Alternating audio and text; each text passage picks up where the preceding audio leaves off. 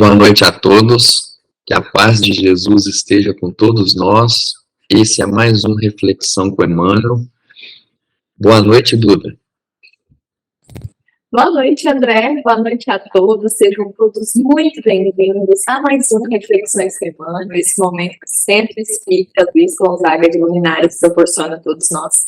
Que a paz de Jesus esteja presente no lar de cada um de vocês, que ele esteja aqui iluminando o nosso encontro de hoje. E o tema deste capítulo de número 92 se chama Madalena. André, qual versículo Emmanuel vai escolher para embasar a nossa reflexão de hoje? Emmanuel separa do Evangelho de João, capítulo 20, versículo 16. Disse-lhe Jesus, Maria. Ela, voltando-se, disse-lhe, Mestre. Esse foi o diálogo assim que Maria percebeu, quando ela foi no sepulcro de Jesus e não encontrou Jesus. E aí ela ficou triste e ficou ali lamentando, porque ela queria ver o seu mestre e ela não enxergava, e de repente ela escutou uma voz falando o nome dela, e aí na mesma hora ela reconheceu pela entonação que era Jesus. Duda, o que Emmanuel separa para nós da reflexão de hoje? Bom, André, Emmanuel hoje vai falar para nós, né, a respeito de uma explicação muito emocionante, muito esperançosa. Ele vai falar para nós sobre Madalena, né? Quem já nos acompanha aqui há mais tempo, né, vai lembrar que você já contou para nós, né, a história de transformação da Madalena, mas sempre vale a pena ouvir sobre ela, porque é muito inspirador. E Emmanuel hoje vai trazer essa visão aqui para nós. Muitos ainda têm uma visão um pouco distorcida, né, sobre Madalena, a julgam ainda pelo seu passado, acabam voltando os olhos mais pelos seus erros do que pelo seu acerto. E hoje Emmanuel vai trazer para nós tantas benfeitorias que a Maria Madalena fez. Então ele vai trazer aqui para nós esse ponto de vista sobre a transformação que ela teve na vida. E Emmanuel vai fazer uma seguinte pergunta, né? Não sei se vocês já se perguntaram, e aí Emmanuel diz que muitos estudiosos também se perguntam, né? Por que a primeira aparição de Jesus, ele aparece para Maria Madalena? Por que não foi para os discípulos, ou até mesmo para sua mãe? Por que a primeira aparição ele escolhe ela, né? E a gente sabe que não é à toa, algo muito simbólico deve ter nessa escolha. E Emmanuel hoje vai nos contar sobre isso. E ele diz que Jesus aparece para ela porque ele fala o seguinte, que ninguém fez tanta violência a si mesmo para seguir o Salvador como ela. Ele traz aqui esse violência a si mesmo, né? Ele está querendo dizer sobre as abdicações que ela fez, de todos os vícios morais, né? O quanto ela de fato extirpou isso da vida dela, né? Por isso ele usa esse termo. Mas aí Emmanuel fala que nem mesmo Paulo, mais tarde, faria tanto quanto Maria Madalena fez. Porque aí Emmanuel traz o seguinte, Paulo, ele não era apaixonado pelos vícios, como Maria Madalena, ele era apaixonado pelas leis. Então, por isso, Maria Madalena teve uma transformação maior. E é tão inspirador para nós, porque ela, de fato, se transforma e muda todos aqueles vícios. A transformação dela é muito diferente da de Paulo, né? E Emmanuel traz o seguinte, que ela conheceu o fundo amargo dos hábitos difíceis de serem extirpados, mas bastou o encontro dela com Jesus para ela abandonar tudo e seguir o Cristo. Então, quando Emmanuel traz isso para nós, né, dá para ver o quanto que a transformação dela é grande. Ela realmente provava ali desses vícios morais e ela se negou até o fim, né? Negou a si mesma até o fim para ser devota a Cristo. Ela foi fiel até o fim.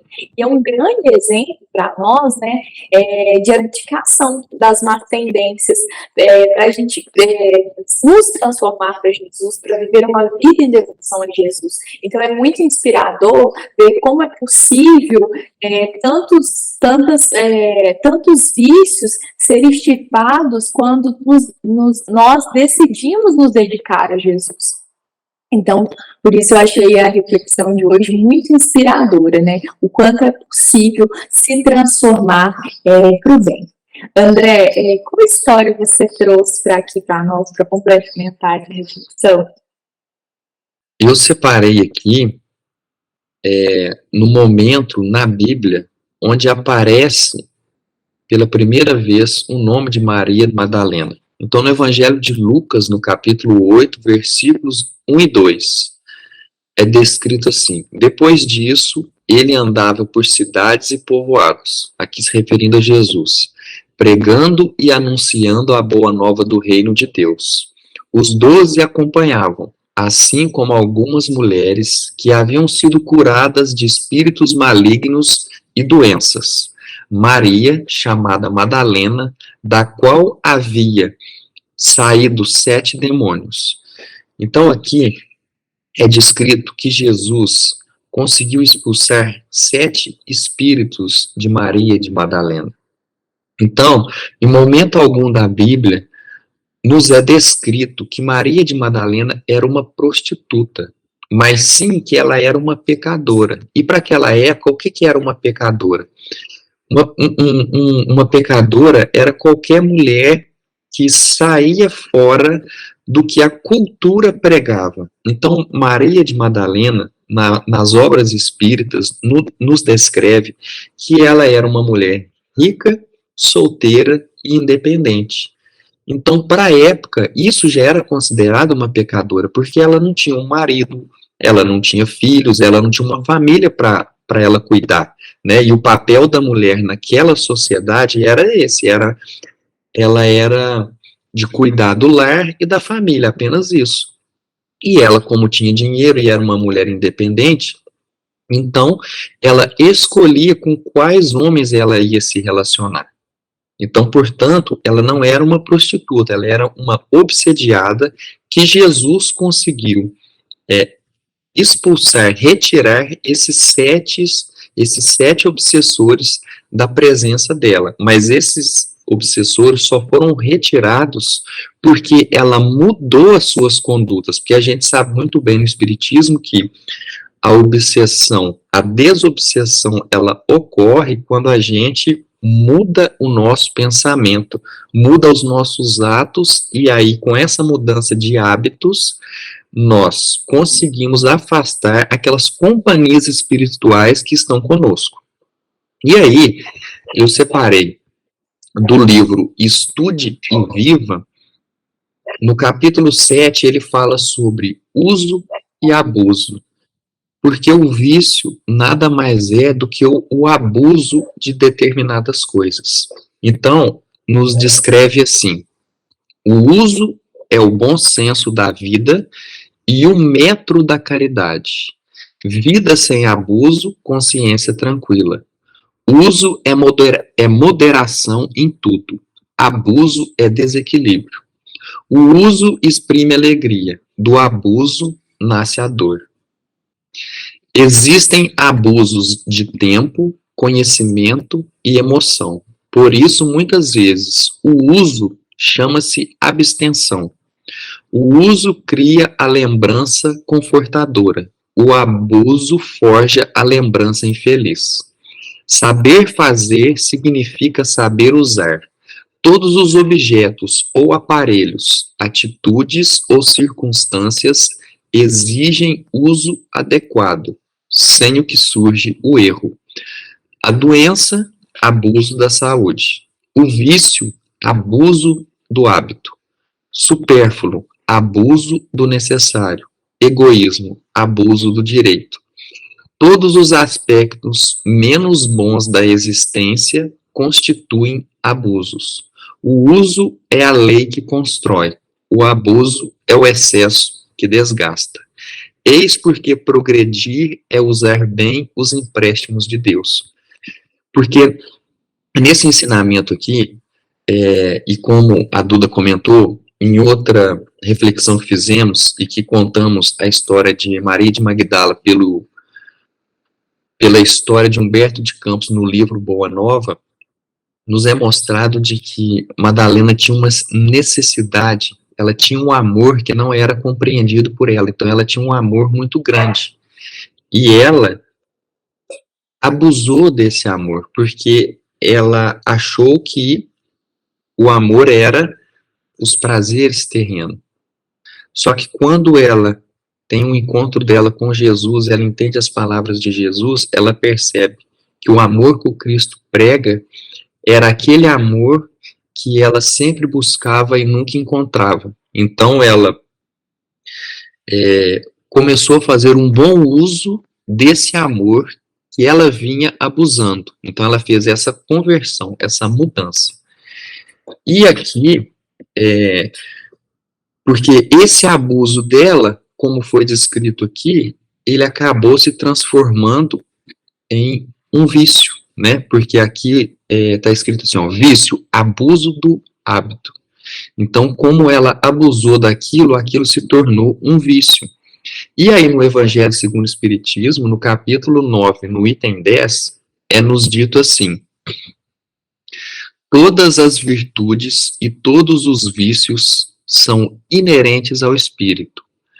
A não ser assim, onde estariam o mérito e a responsabilidade?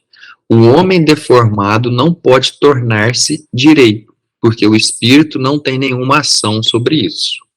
Mas pode modificar o que é do espírito, quando tem vontade firme para isso.